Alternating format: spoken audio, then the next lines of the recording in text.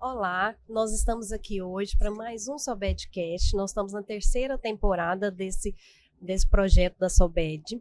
Meu nome é Mirela Rebouças, eu sou presidente faço parte da comissão científica da Sobed Nacional e eu tenho a honra, a graça de receber aqui hoje a doutora Cris Flores, que ela é médica do Serviço do Rio Grande do Sul, titular da endoscopia, titular GEDIB, doutorado na área. Então, assim, eu tenho uma honra, um prazer enorme de te receber, Cris. Queria te dar as boas-vindas num tema tão importante que nós vamos seguir aqui hoje, falar das doenças inflamatórias que a gente tanto ama, que a gente precisa divulgar esse espaço. Eu que agradeço o convite. Para mim é que é uma honra, Milena, estar aqui para a gente poder conversar e, de repente, colaborar e esclarecer alguns pontos importantes. Isso, perfeito, Cris. Então, eu vou te abusar nesse tema tão grande, nesse universo da doença inflamatória intestinal, tanto Crohn, retocolite. A gente sabe que, mesmo com tratamentos específicos, alguns pacientes podem evoluir com displasias, neoplasias, como que a gente vai manusear esse paciente, tem um time, critérios de gravidade. Isso é bem importante que a gente estabeleça, porque nós sabemos que os pacientes com doença inflamatória intestinal, sejam eles com retocolite ulcerativa ou colite de Crohn, ou seja, o Crohn afetando o intestino grosso, eles têm um risco maior de desenvolver lesões displásicas e, consequentemente, câncer coloretal. Tá? Isso é bem estabelecido, embora, ainda bem, né, com os tratamentos e a maior capacidade que nós temos hoje de cicatrizar o processo inflamatório, nós sabemos que essas taxas, essa incidência tem diminuído ao longo dos últimos 20 anos. No entanto, o câncer ainda é a causa de 30% das mortes desses pacientes. Quer dizer, ainda é uma coisa muito importante. E o momento em que a gente deve começar a fazer a vigilância, que a gente chama, para essas lesões displásicas, é o fundamental para que nós possamos realmente diminuir a mortalidade desses pacientes. Critérios de gravidade, né? Tu até citasse, assim, é extremamente importante. Quanto mais cedo começar, ou seja, nós sabemos que quem começa na infância ou na adolescência, por si só já tem um risco maior de desenvolver câncer coloretal, e isso parece não estar só associado com uma questão de idade, de tempo de doença. Parece que realmente as doenças que começam mais cedo são mais intensas, mais agressivas e tal. E nós sabemos que o risco maior é o processo inflamatório cumulativo ao longo do tempo. Então, os pacientes que não conseguem um controle adequado do processo inflamatório ao longo dos anos são os que estão em maior risco. Quanto mais extensa a doença também, né, maior o risco. Então, o controle da doença, no final das contas, além do processo de vigilância, são as armas que a gente tem para evitar isso. Perfeito. Então, assim, a gente precisa focar, orientar, estimular o controle da doença, o controle endoscópico, às vezes o controle histológico, para a gente cada vez mais conseguir até identificar as lesões, né, Cris? Como é que a gente faz, às vezes, uma endoscopia no processo inflamatório, fica difícil da gente caracterizar essa lesão. A gente consegue caracterizar ou tem que estar em remissão, às vezes é importante a gente comentar sobre isso. Isso é outro ponto super importante. A gente diz que o ideal, né, é que nós possamos fazer uma ileocolonoscopia no momento em que o paciente está em remissão da doença, ou seja, remissão não só clínica como endoscópica. Então, a mucosa cicatrizada, porque quando ela está inflamada, muitas vezes ela pode obscurecer lesões displásicas. É bastante difícil a gente fazer essa detecção de lesões. Além disso, a própria inflamação pode confundir o patologista na hora dele interpretar alterações reacionais celulares com alterações displásicas. Sempre reforço bastante isso, que eu acho extremamente importante. se a gente faz uma colonoscopia para fazer a vigilância da displasia e ter inflamação, bom, temos que otimizar o tratamento, melhorar o tratamento para cicatrizar. Mas existem pacientes que a gente, apesar de todas as medicações, de todos os esforços, nunca cicatrizam 100% a sua mucosa. E esses pacientes não é porque não cicatrizam que não devem entrar no programa de vigilância também, porque são pacientes de risco, né? Então não é o ideal é paciente com mucosa cicatrizada, mas eventualmente um paciente muito difícil de controle de doença, a gente também tem que dar uma olhada para ver se nós conseguimos detectar lesões. Perfeito. Esses pacientes da doença inflamatória, como é uma doença, às vezes, assim, muito difícil, complexa da gente manusear, o paciente passa o tempo da vigilância e a gente não consegue a cicatrização. Esse time eu queria que a gente deixasse bem esclarecido aqui para os nossos espectadores, nossos ouvintes. Quanto tempo depois do diagnóstico do tratamento a gente começa esse programa de vigilância para a gente poder detectar essas lesões? Tá. Os estudos epidemiológicos, né, de coorte mostram para a gente que a partir do 8º ano de doença, a curva de incidência de lesões displásicas e câncer coloretal é que começa a aumentar. Então, a recomendação é que nós comecemos os programas de vigilância a partir do 8º ano de doença. Atentando a uma coisa, às vezes a gente diz assim, 8º ano do diagnóstico, não, 8º ano após o início dos sintomas. Porque às vezes os pacientes ficam 1 ano, 2 anos até ter o seu diagnóstico, mas ele já estava tendo sintomas. Então, são 8 anos de processo inflamatório. Isso eu acho importante a gente ressaltar.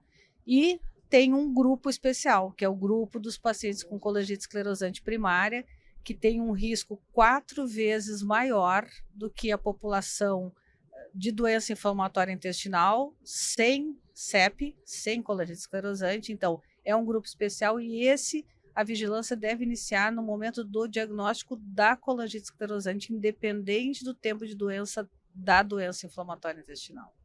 Perfeito. Isso daí é super importante. Então, o início da vigilância, a partir do início dos sintomas, não é do diagnóstico, isso é importante a gente frisar. No início dos sintomas, 8 anos, colangite esclerosante, a partir do diagnóstico da colangite, faz o segmento anual. E aquele grupo que você comentou, dá para criança, do pediátrico, o início pediátrico, que é um pouco mais agressivo, tem um risco aumentado de displasia, tem alguma vigilância especial ou ele entra no critério de 8 anos? Não, são os mesmos critérios, 8 anos de processo inflamatório ou se tiver CEP no momento do diagnóstico da CEP. Perfeito. E aí nós vamos partir para a ileocolonoscopia com preparo bem adequado, né, Cris? Que aí a gente tem que avaliar bem essa mucosa. E o aparelho, pancromoscopia, cromoscopia digital, tem benefícios? Certo. Como que a gente vai diagnosticar essa lesão? Bom, essa questão do preparo, né, às vezes a gente terceiriza, aliás, a gente sempre terceiriza a orientação do preparo, né? Óbvio que a gente não tem como fazer tudo isso. Mas eu acho que vale a pena investir na consulta 1, 2 minutinhos, incentivando o paciente da importância do preparo, porque isso é fundamental, né? Um preparo bem feito é a grande chave para o sucesso do programa de vigilância. Como fazer essa vigilância, né? Hoje, com os aparelhos de alta definição, já tem estudos mostrando que aparelhos de alta definição com luz branca não são inferiores ao uso de cromoscopia, ou seja, parece que a qualidade da imagem hoje já nos permite não fazer uma coloração em todo o cólon, porque já tivemos vários protocolos, né? O primeiro protocolo era aquele de biópsias a cada 4 quadrantes, a cada 10 centímetros. Então, esse só em situações em que, por algum motivo técnico, seja ele porque nós estamos com um aparelho de definição convencional, né, um aparelho standard, seja porque o paciente está cheio de pseudopólipos e a gente não consegue também ter uma visualização adequada, cheio de cicatrizes, um colo muito retorcido, né, muito cicatricial. Mas esse de 33 biópsias caiu por terra, exceto nessas situações que eu acabei de citar. A priori, usando o aparelho de definição convencional, a gente ainda recomenda usar cromoscopia convencional, com índigo carmim ou azul de metileno, e fazer a pancromoscopia. Mas, se nós estamos com um aparelho de alta definição, nós podemos usar a luz branca apenas, tá? E a cromoscopia virtual, né? Seja ela de Olympus, Fujinon, Pentax, que todas elas já têm estudos mostrando que o rendimento delas é tão bom quanto uma cromoscopia convencional. Confesso eu particularmente que eu acho que para caracterizar a lesão, quando a gente vê a lesão e a gente quer avaliar os bordos, as criptas, tudo mais, eu ainda prefiro a cromoscopia convencional. Mas as meta-análises já estão mostrando que nós podemos usar tanto uma quanto outra. Cris, nós somos assim também adeptas à cromoscopia convencional. A gente vê a lesão, joga um corantezinho, às vezes faz até uma cromoscopia digital antes do corante, mas a gente fica assim bem seguro jogando o corantezinho para partir para as ressecções. Então, partindo para essa parte de ressecção, lógico que a gente quer um cólon limpo, como a gente já conversou bastante, um cólon não inflamado, né, o Mayo 0 de preferência, para a gente partir para essa ressecção endoscópica. Quais são as opções? Muda a classificação dessa lesão também, às vezes é interessante a gente falar, a mesma classificação da lesão fora da doença inflamatória é a mesma que a gente usa na doença inflamatória e a ressecção. Atualmente a recomendação é que se use a classificação de Paris, sim.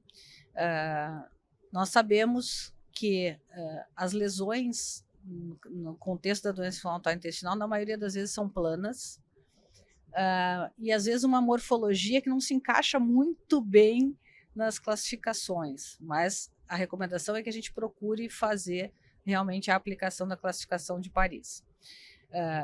Caindo por terra termos antigos que se usava, que eu nem vou citar aqui, que não vale a pena, tá? Então, classificando como Paris e Paris modificado, né? As ressecções também hoje, antes displasia era quase que sinônimo de cirurgia na doença inflamatória intestinal, hoje não, hoje se nós caracterizarmos bem a lesão e ela for passível de ressecção endoscópica, ou seja, bordos bem delimitados, né, nós conseguimos olhar e ver que nós vamos conseguir retirar a lesão como um todo, né, de preferência em bloco, né, eventualmente lesões que a gente tem convicção que a gente pode tirar, mesmo que seja em psimil, em pelo menos 2 laçadas, vamos dizer assim, também está valendo, mas é fundamental o quê? Ter certeza que nós vamos retirar toda a lesão. Esse é o fundamental. A lesão está bem delimitada, tudo certinho. É como uma LST fora do contexto da doença inflamatória intestinal. Se a gente tem certeza que nós vamos retirar como um todo, ótimo, a conduta adequada e curativa, né? Mas a ESD, o ESD, muitas vezes ele é necessário porque na doença inflamatória intestinal, pelo processo cicatricial, às vezes há uma fibrose e que a gente não consegue fazer a mucosectomia. A gente injeta e a lesão não eleva, e muitas vezes ela não eleva, não é porque tem invasão, ela não eleva porque tem um processo de fibrose cicatricial. Então, se a gente não consegue, ou a lesão não é adequada para isso, não consegue fazer a mucosectomia, indicado ISD. Outra situação, quando a gente tem várias lesões, ou mais de uma lesão, não é unifocal essa displasia, e displasia de alto grau, a gente até tem que conversar com o paciente, botar os prós e os contras. Obviamente, aí a gente tem que levar todo um contexto, se não há indicação de cirurgia, né? E lógico, a lesão que não é passível de ressecção endoscópica é cirurgia. Mas existe aí, entre aquela lesão que a gente visualiza, caracteriza com facilidade, retira com facilidade, e aquela que é impossível de retirar, no meio existem nuances de que a gente deve fazer mucosectomia ou secção submucosa, mas discutir com o paciente os prós e contras de manter o cólon também. Então aí tem que individualizar um pouco. Sim, a doença inflamatória a gente tem que sempre partir para a individualização, né? É perfeito, excelente. Eu acho que assim, a gente passou por todos os pontos. Tem algum ponto a mais que você quer chamar a atenção dentro da doença inflamatória, da displasia, do risco de neoplasia? A gente conversou do CEP, das crianças, das classificações. Se tiver alguma coisa que você queira apresentar a mais. Certo. Eu acho que tem só alguns pontos para ressaltar. Primeiro, que a gente, durante muitos anos, a gente ficou com o conceito de que a displasia podia ser invisível, né? E hoje esse conceito ele não existe mais, né? A displasia ela é visível, a lesão é visível. A gente até pode ter dificuldade para enxergá-la, mas a lesão é visível. Então, é um grupo de pacientes que quando a gente sabe que está lá na nossa agenda cheia, sabe? Cheia de colonoscopias, tem um paciente com doença inflamatória intestinal cujo objetivo do exame é vigilância de displasia, nós temos que ter consciência que esse é um exame que vai levar mais tempo. Inclusive, tem alguns estudos e tem uma autora, uma expert em endoscopia e doença inflamatória, que é a Maria Teacuti, ela colocou assim, olha, 17 minutos é o tempo médio de retirada adequada para a vigilância na displasia no contexto da doença inflamatória intestinal. Quer dizer, é diferente, né? Bem diferente. É diferente. Então, eu acho que é importante a gente, como endoscopista, ter consciência disso.